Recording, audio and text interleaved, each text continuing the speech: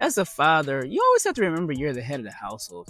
No matter if you're living with your spouse, you're living with your baby mama, or whoever it is that you're living with, you're the head of the household and you're the head of the family, and you don't need permission to lead.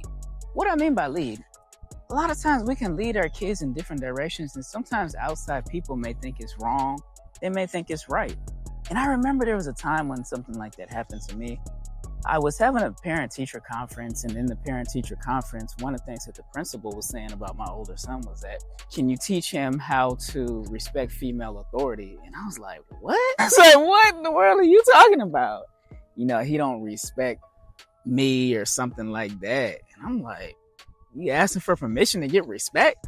That's not, I never even heard anything like that.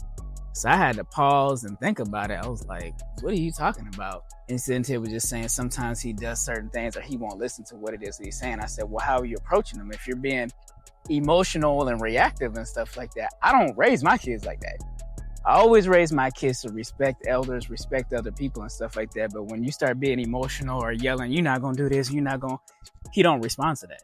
And they were just kind of like, whoa, okay, now I see what he's saying. I said, all you got to do is just talk to him with a calm voice. Explain to my kids what it is that you want them to do, and they'll follow. But when you come in there being all emotional and jumping all up and down and crying and doing that, my kids don't respond to that. Because I raised my kids and I've led and guided my kids in a direction of, I respect you, you respect me, it's reciprocated. And that's something I want you to do as a father is learn to really, you don't need permission from somebody else to lead your family in the right direction. You don't need anybody's permission to lead your kids in the direction of the way you want to parent. And you don't need approval from anybody. You don't need approval from the court system. You don't need approval from your baby mama. You don't need approval from your mom. You don't need approval from the school. If you have a certain set of ways that you do things the way you do things, like when I have my kids on the weekend, I already know one son is going to eat pancakes in the morning. My other son is going to eat eggs and he's going to eat tomatoes. That's the way it is. They both have different things that they do. Now, do I teach them different things outside of what other parents teach them? Absolutely. Like one of the things I always do when I drill it into my kids is you need to not fight each other. Y'all need to work together, not drilling them. And like now, I think I've done it so much that now they're actually starting to work together more than they ever have before. Because I always tell them, like, we're a family. We don't argue amongst each other. And there might be certain habits. There might be certain rituals that you have. There might be certain things that you do that other families don't do. And that's okay. Because we all come from different religions. We all come from different backgrounds as fathers. And there may be certain things. You might be a Muslim father and maybe you don't eat pork. That's okay. That's the way you lead your family. You don't need anybody's permission to not eat pork in your family. You don't need permission to go to church. Like I take every single time I have my kids, they already know on Sundays we're going to church. No matter what, we're going to church. The only time we don't go to church is if there's like some soccer tournament out of town or something like that. But other than that, every single Sunday, I don't care what they think. I don't care about none of that.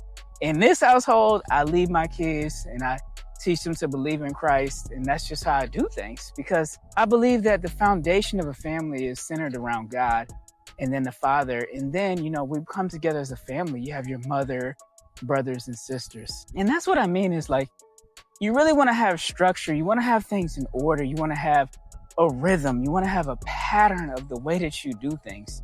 And what I mean is that you really just want to have a set schedule of things. Like I have a certain time that I wake up in the morning. I normally wake up around 3:45, 4 o'clock in the morning. I pray, I read my Bible. And then what I do from there is I look at my schedule for the day, check my bank account, and then I make sure everything's okay. That's what I do. I've structured how I want things to go. I don't get all emotional and start crying about this is not right. This is not how it's supposed to be because that's not how I am as a father. And I want you to know is that you have to have your own structure as a father to where you have things lined up and set up. I have spreadsheets for financials. I have spreadsheets as far as like my kids' soccer, spreadsheets on the way I want my kids to learn.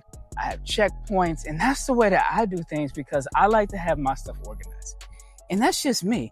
And I want you to know as a father, you don't need to have other people to tell you.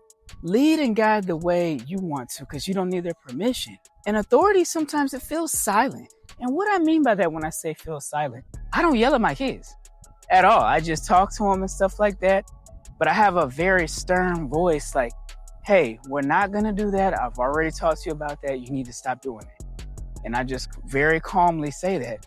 And then my younger son, he's like, okay, Dad, okay. He's just real reserved, a little bit more shy, but he understands. I don't have to yell at them.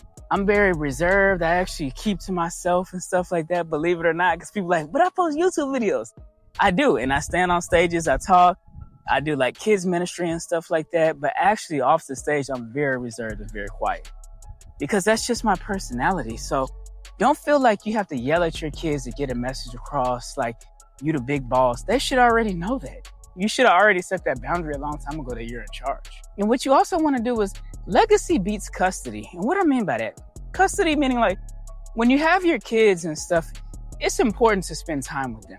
But the most important part of it is your legacy. Like, what are you going to leave behind?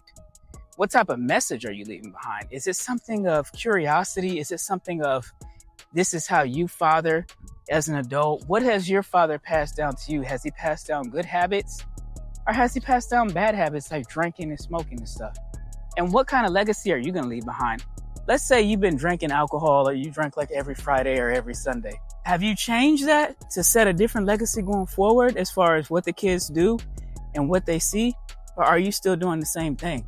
Because in each generation as a father, you have the right and you can change the direction of your whole family and you can change the whole direction of your family dynamics.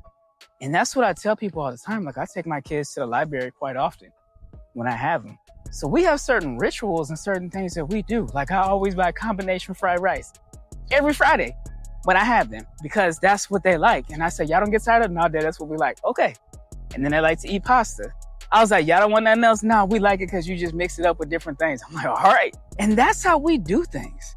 I don't have to ask for permission from their mom. I don't ask no school district. I don't ask anybody because we're okay.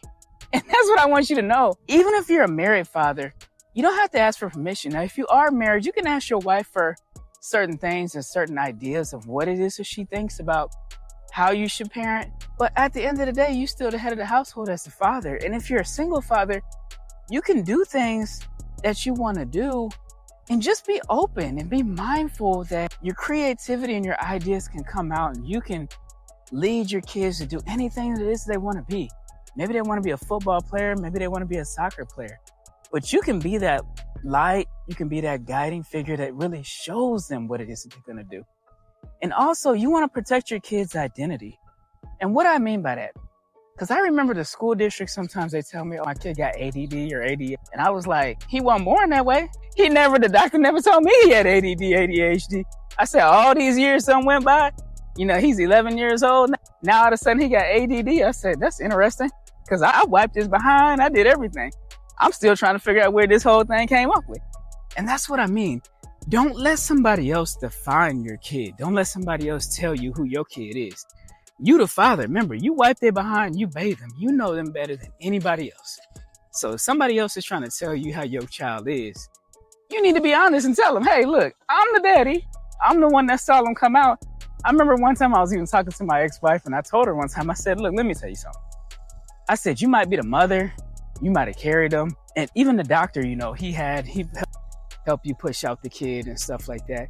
But the fact of the matter is this, I saw them before you did and you the mom. And then she just always stay quiet because that's the truth. I was able to see my kids before anybody did because it's coming out of you. So I'm looking down. So I see them. She couldn't argue. I tell everybody, you're not going to tell me what my son is or isn't. Come on, man, go sit down. So protect your kids' identity. And what you also want to do is you want to move with vision. Like, what vision do you have for your family? Is it a 2-story house, 3-bedroom, 2-bath, or do you believe you want to live in a mansion? Are you going in that direction? Are you telling your kids to really believe in themselves and say, you know what, that you can do it? Because that's something I tell my kids all the time. I always talk to them about always believing in themselves. And I tell my kids, and they know there's no such thing as failure. In our household, there's no such thing as failure. Now, what there is there's learning opportunities for you to grow as a person. There's times when you can grow as a person and say, hey, maybe there's some things I need to adjust, or maybe there's some things that I need to fix. Now, we do have that in our household. And hey, everybody's not like that. Some people believe in mental illnesses and stuff like that. I believe there are some, but there's a certain way that I do things. And I make sure that the vision matches up with what I'm saying. When I tell my kids something, hey, I'm going to cook, I cook. If I don't, I'm like, okay, I couldn't find this, or we got to go to the store, or I got to buy something real quick. And that's something I want you to do, is like, make sure that as a father, you have the vision for your family, because the family should be looking at you as the father and the head of the household, because you're the authority in the house and you're the leader of the house. And last but not least, I really just want to tell y'all, God chose you as the father. And I don't even know if people even really realize this. All the millions of sperm that race towards one egg after the guy, he ejaculates, and then it goes to the woman. And then, like, y'all can look this up. It's so interesting. It's only one sperm that made it to the egg. And God chose you out of millions of sperm to make it to the egg. You have to think about that. He chose you, that wonderful dad, to parent these kids. He didn't choose anybody else to parent them but you. So take that up and say, you know what? This is amazing. I have an opportunity to really mold and lead and guide my kids in a certain direction. And you can lead them to say, hey, maybe you want your son to have like 3 wives or something. I don't know. Maybe you want to have 1. Maybe you don't want them to get married. But you can talk to them about certain things. And you can say, hey, this is what direction I want y'all to go down. Maybe you want your child to be Hindu. Maybe you want to be Muslim and stuff based on your faith. Maybe you change your faith. That happens too. But you're the leader of the family, and God picked you. And I want you to know that you can still do it, and God believes in you too. So last but not least, remember, we gotta share this content with the fathers. Y'all remember that? Remember, y'all gotta like, share, subscribe. Peace. I'm out.